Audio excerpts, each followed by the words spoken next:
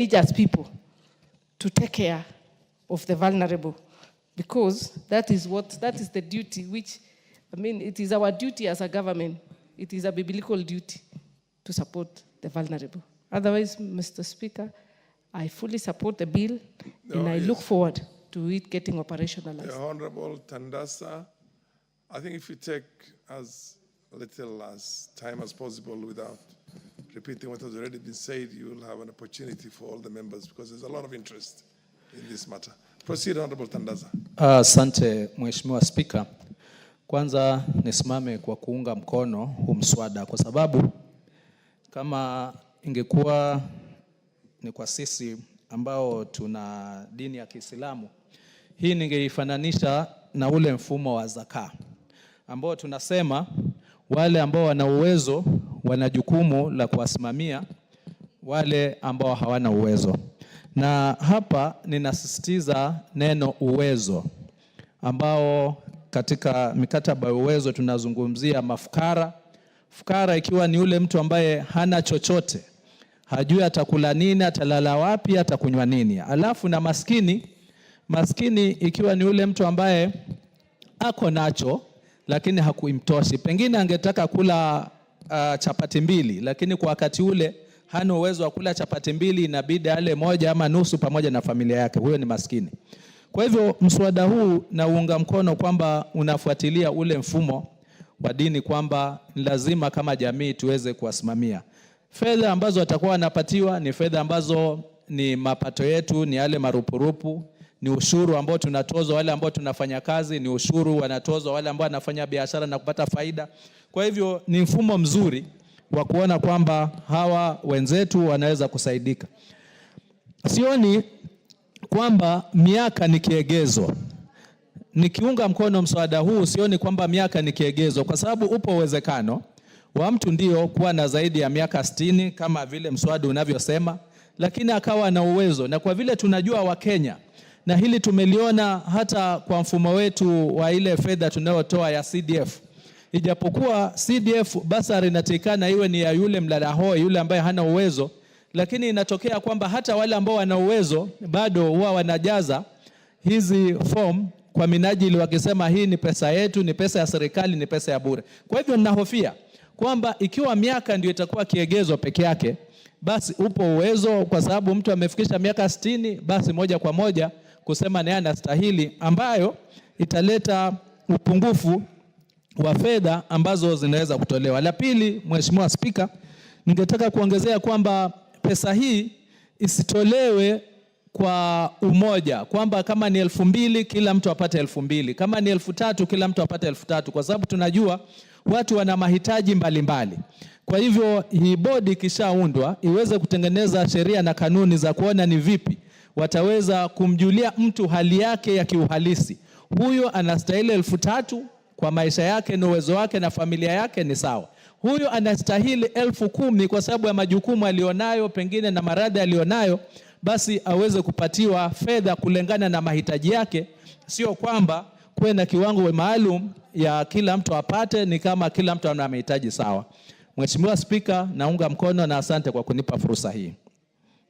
Honorable Daud MP for Meru. Thank you, Mr. Speaker. Thank you, Mr. Speaker. Mr. Speaker, I support this bill, Social Protection Bill, but I want to disagree with Honorable Tandasa, because when he talks about others getting more than the others, that will be a way of corruption. So when even the 2,000 which they are getting, in fact, we should now talk about the indigents, they are called indigents, who should be getting more than 5,000, because we should peg it to the inflation of the money which was there when I first entered Parliament in 2013 during the 11th Parliament. And Mr. Speaker, we need to move it away, the registration.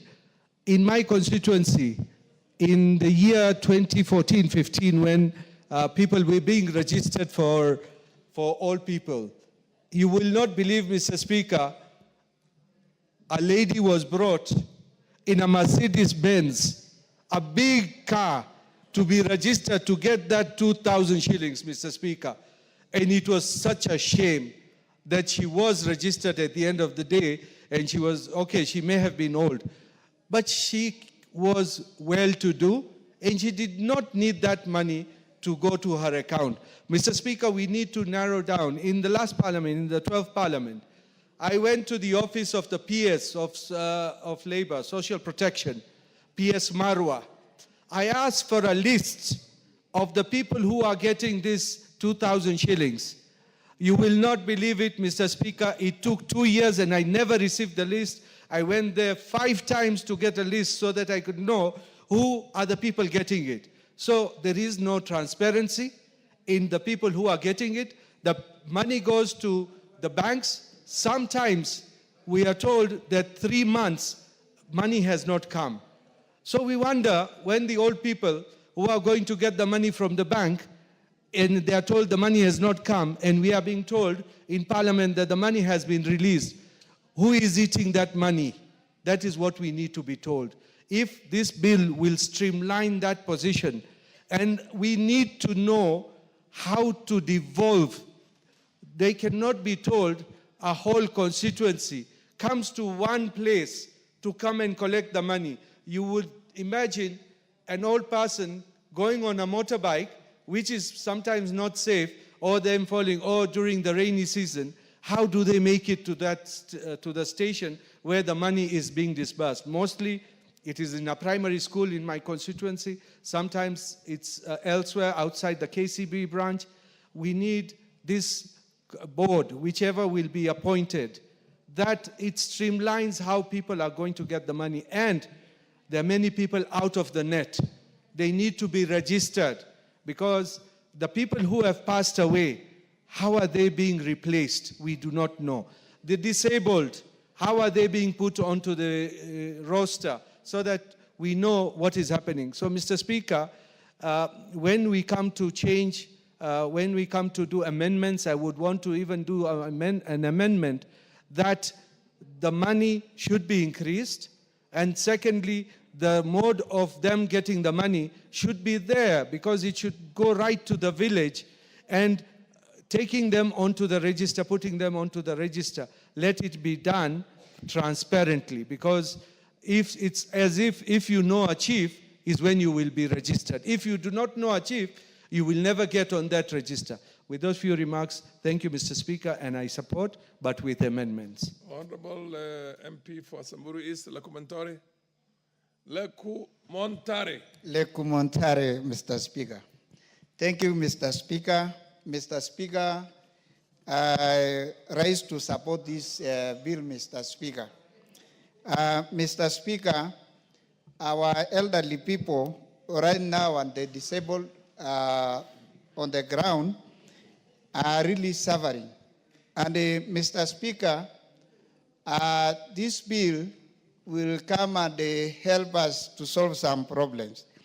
Mr. Speaker, when this social protection was rolled, sometimes I remember, Mr. Speaker, it came as maybe they were giving a trial. And that's why, Mr. Speaker, the startup of 2000, which we know right now, it cannot really help, Mr. Speaker.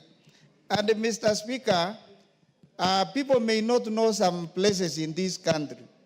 If you look at maybe the way these people are getting money, Mr. Speaker, there is nothing they are getting for sure. And I think we needed a law which can ensure that these people will get what they are supposed to get. If you look at Mr. Speaker, sometimes back, whoever is responsible for this elderly, they want maybe to verify that these people are still alive. But a way of verifying the people is really a challenge, Mr. Speaker. And I think if there is a body and people who are responsible, they will have a way of verifying that these people are alive.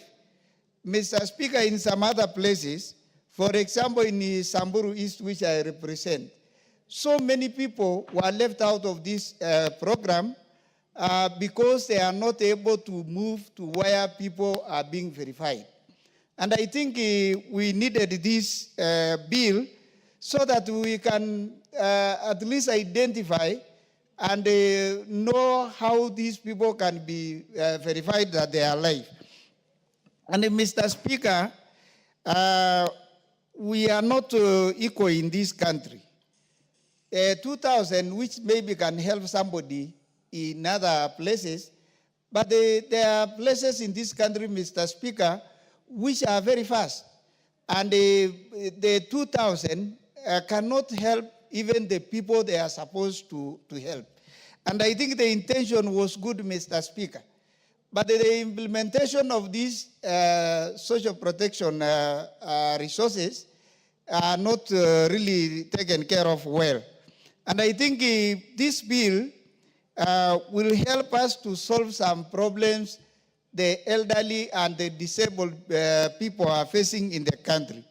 And I think, Mr. Speaker, even the disabled, I realize even the disabled, when you are, the people say you are disabled, you are not allowed even to go and get your funds or the money you are supposed to get, even if maybe you are on a wheelchair, because that time they consider you are not disabled. That you needed somebody to go and sign the money on your behalf. And Mr. Speaker, money nowadays, even your own brother, even your closest person, many people are not really genuine when it comes to money. And Mr. Speaker, we have lost so many people in this process because people are coming to get money and the conditions they are, you can get people being carried, even using wheelbarrows. That is a very bad state, Mr. Speaker. And I think this bill will help us so that we can be able to have a body which is responsible of these people. And if really the government wants to help these people, then we need to put these regulations so that the people cannot suffer. Because, Mr. Speaker, 2,000 shillings and like what my brother said, hiring a motorbike. Motorbike in our places, you can hire a motorbike maybe a distance of 70 kilometers and it takes all the money. So somebody will come and just get the money and give to the motorbike, and then again they will run to us that we need transport to go back home. It defeated the purpose of this money. And I think, Mr. Speaker, this is a very important bill. We need to work because even where people are getting money, for example, the agents, they are sometimes agents, and these people, they may not even know how to write, and they have used the biodata to identify them. Sometimes, Mr. Speaker, the fingerprints do not work for these people. I've heard some of them are told, your blood is very cold, go and take some changa there so that it can, I don't know, but people are being tested, they are going a lot of problems on the ground. And I really don't understand why they have used the finger to identify you, and now the fingerprint do not work. I don't really understand that. But I think, Mr. Speaker, the government should have another way of identifying these people if the fingerprint fails. Because people who have never taken some alcohol, they are told to go and take alcohol so that the fingerprints can work. That is a very bad thing, Mr. Speaker. And I think, Mr. Speaker, there is a lot of corruption even in these funds, that people are being told to give something so that you can get your money. We really need to stop that. And Mr. Speaker, I support this bill.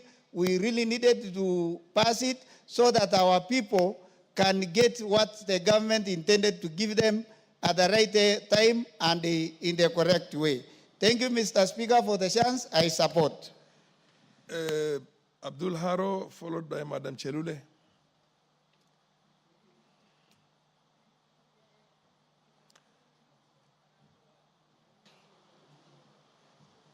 Thank you, Honorable Speaker.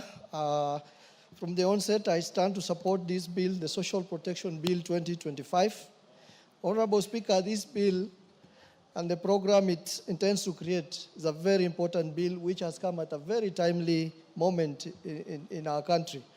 Honorable Speaker, the principal object of the bill is to reduce poverty and vulnerability. A lot of Kenyans have fallen into poverty as a result of a lot of vulnerabilities, which have been resulted because of the so many things happening around us, including the too many conflicts that are happening around us, the pandemics, recessions, environmental disruptions, and economic crisis. Honorable Speaker, as a result of that, a lot of Kenyans have fallen into poverty and a lot of Kenyans have faced a lot of vulnerabilities. And the bill is aimed at improving the well-being of the people by providing assistance, services and programs that build human capital and cushion people against risks and contingencies throughout their life cycle. Honorable Speaker, this bill aims at expanding the already existing social safety program. For example, currently, the government is spending almost up to 31.3 billion to support elderly, to support persons with disabilities, and to support orphans. What this bill is intending to do is to expand that bracket so that to include and cushion workers affected by disruptions. For example, if you lose your job, the intention of the bill is to cushion you against that. Honorable Speaker, the bill has defined who is a person in need, which includes orphans and vulnerable children, people who are in poverty and elderly members, persons with disabilities, and persons in extreme poverty, and persons affected by shocks. Honorable Speaker, the bill is also defines what benefits that these vulnerable people will get. For example, it's very innovative in the sense that it's not just targeting providing assistance, which includes cash programs and cash programs and transfers in kind. It includes assistance in terms of services, which include rehabilitation, psychosocial support, respite care for services, feeding programs, home-based care, and promoting skills and knowledge for some of those vulnerable people. Honorable Speaker, if we recall, the last regime had intended to come up with what was called an employment insurance fund, which was supposed to be contributory.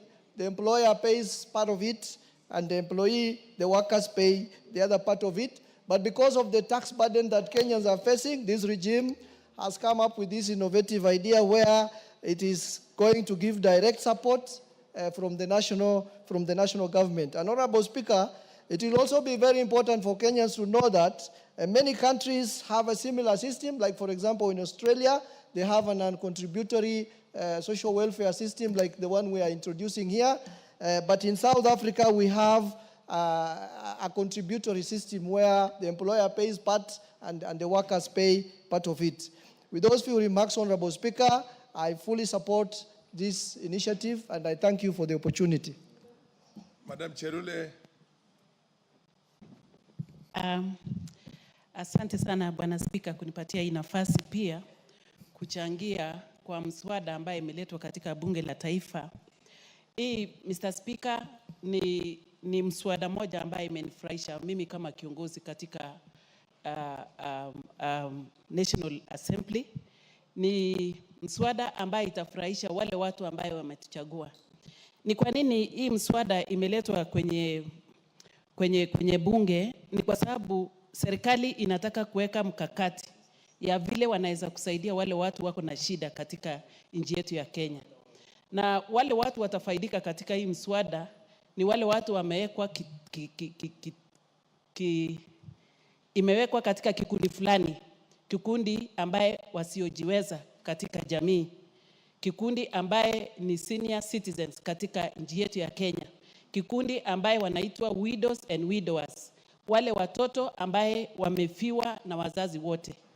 Hii ni mswada ambaye italeta raha kwa wale watu hawajiwezi katika jamii yetu. Ninaunga mkono, nimesikia wenzangu, waheshimiwa wenzangu wakiongea.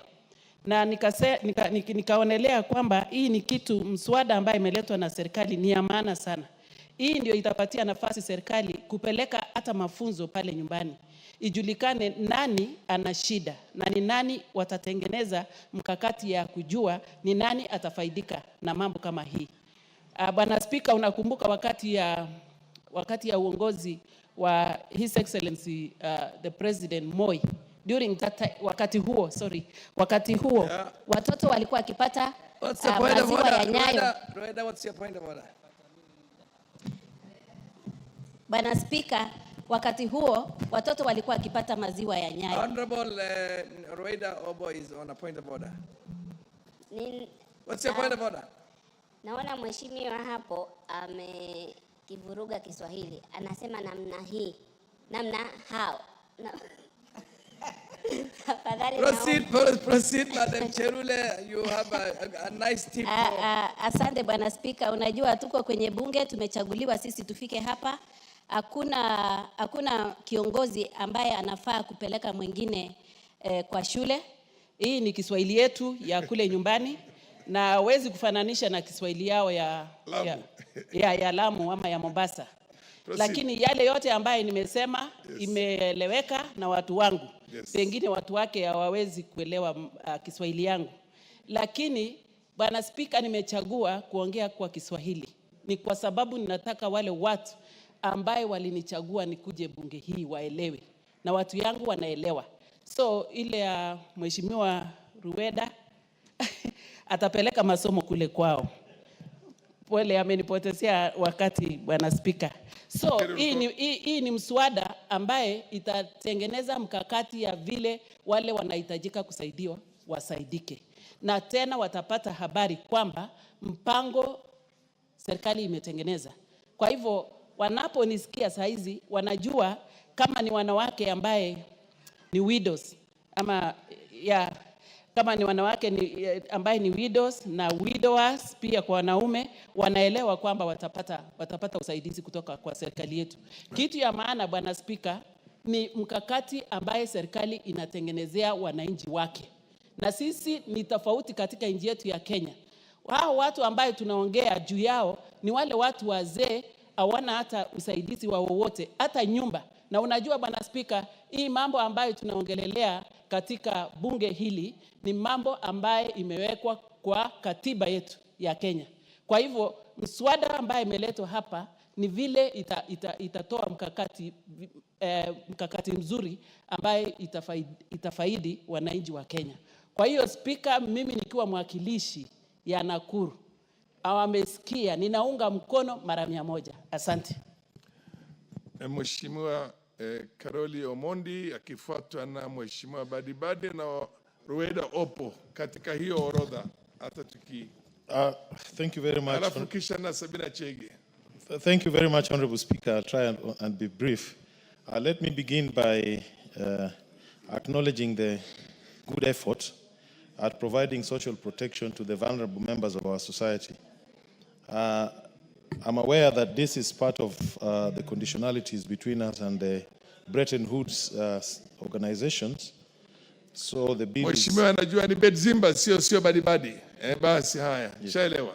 Yes, but as much as that is the case, I'm foreseeing some few challenges that I think we need to point out in good time so that we don't run into headwinds. What we are trying to establish here is a non-contributory social protection program, meaning the cost will be borne by the National Treasury, the whole lot of it. And, Honorable Speaker, the baseline indicator of poverty is normally what we call the food poverty line.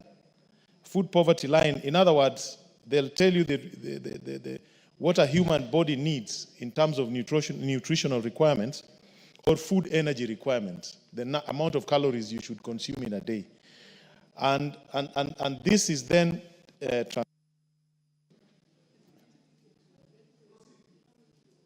transformed into food expenditure, and a poverty line is drawn. If you look at the last Kenya National Bureau of Statistics review, our food poverty line, when applied, ranged between 16.5, which was the highest, the lowest incidence of poverty within Nairobi, to about 82.7%, which was the highest in Turkana. That notwithstanding, there are other variances in between there. But, Honorable Speaker, if you look at Section 28, subsection 3, where we are listing those who are vulnerable, orphans, persons with disabilities, persons affected by shocks, etc. One would clearly see that these categories are actually not a measure of poverty or a measure of need. I think we need to relook at this bill and figure out what tool are we going to use to create a clear baseline of who the poor person is. These ones can be categories for either giving priority consideration or for giving fast intervention. But they cannot be the measure of poverty.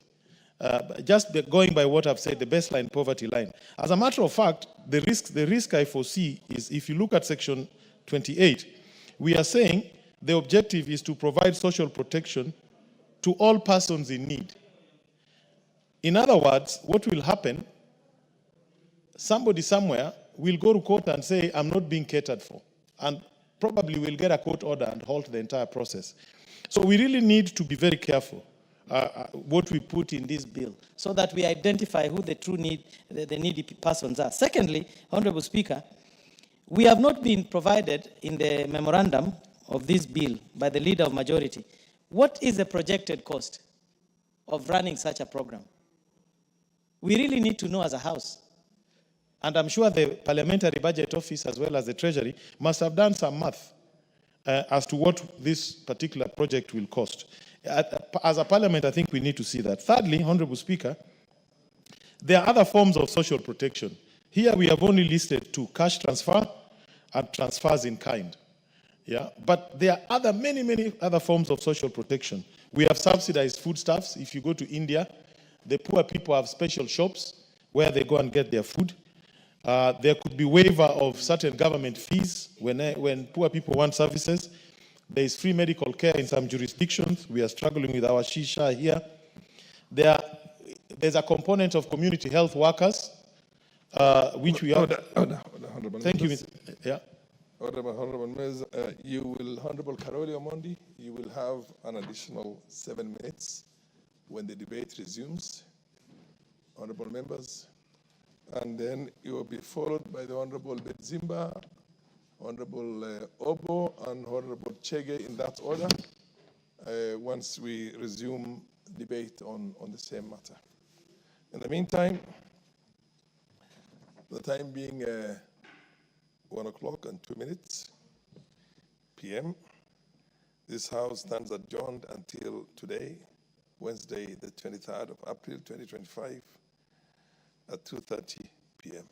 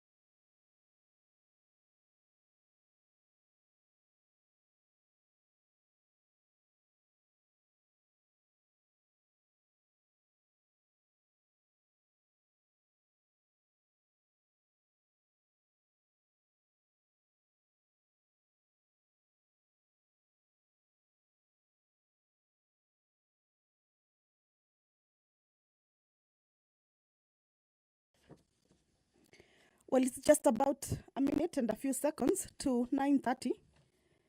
The time allocated for the National Assembly morning sitting on this 23rd day of April, the year 2025.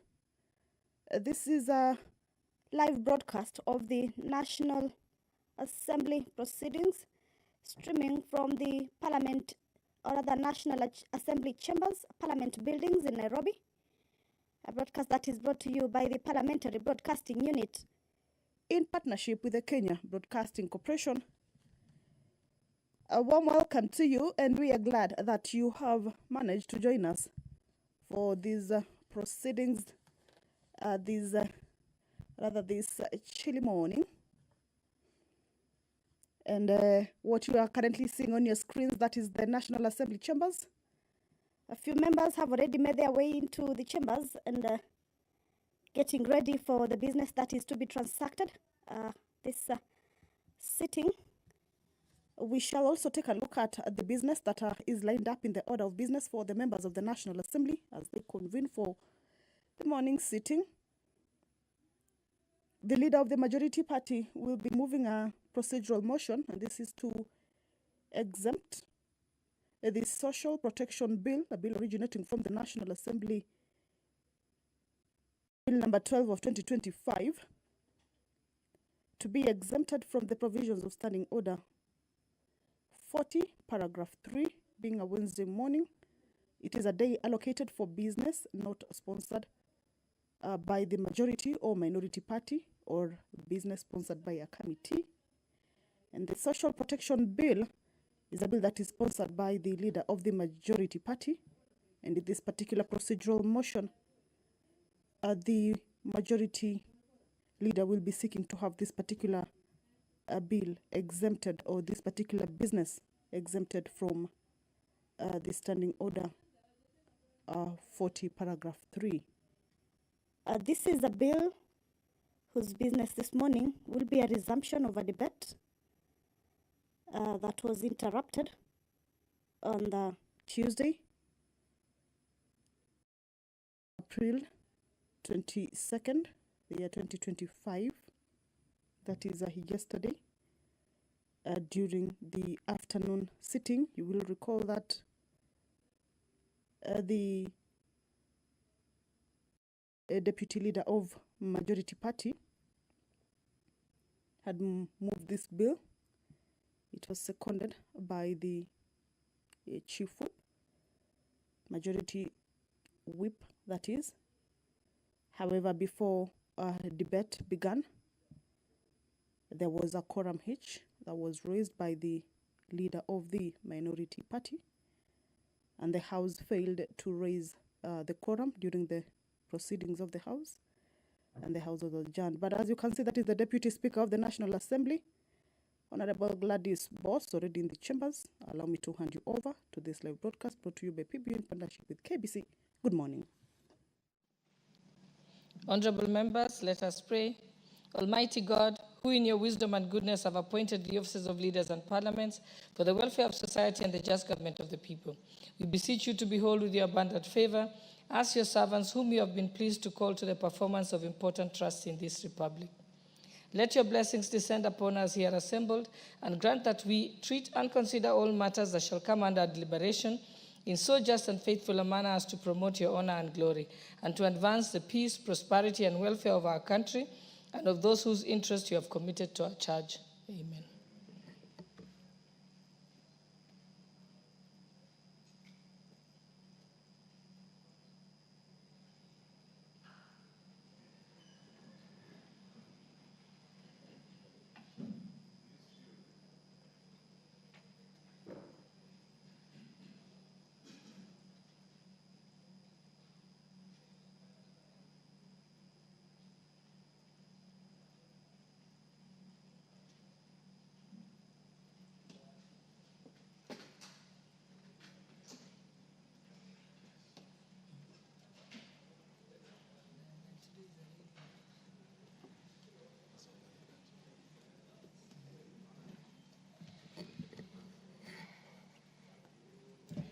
I direct that the bell be rung for 10 minutes.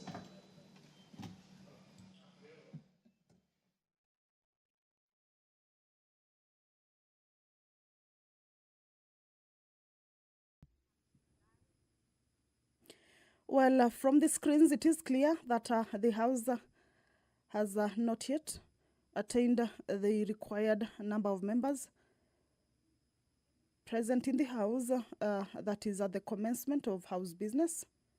We've just seen more members walking in, and the lack of that quorum for the business to commence is what we have heard from the Speaker, indicating that the bell be rung for 10 minutes. This is the quorum bell, and this is as provided for in the House Standing Order 34. Quorum at the commencement of the House. That is a quorum of the House shall be 50 members. If there is not quorum present when the chair is taken, as we have seen, the Deputy Speaker walked into the chambers, the prayer was said and the chair taken. The appointed time for the meeting of the House. Immediately after saying of the prayer, the Speaker shall order the bell be rung for 10 minutes. And that is exactly what has been directed by the Speaker. So currently is a 10-minute quorum bell. If you're just joining us, is that the House is about to commence its business. The chair has already been taken. However, the quorum has not been raised. Of course, that is the entrance into the chamber. And we're expecting to see more members making their way inside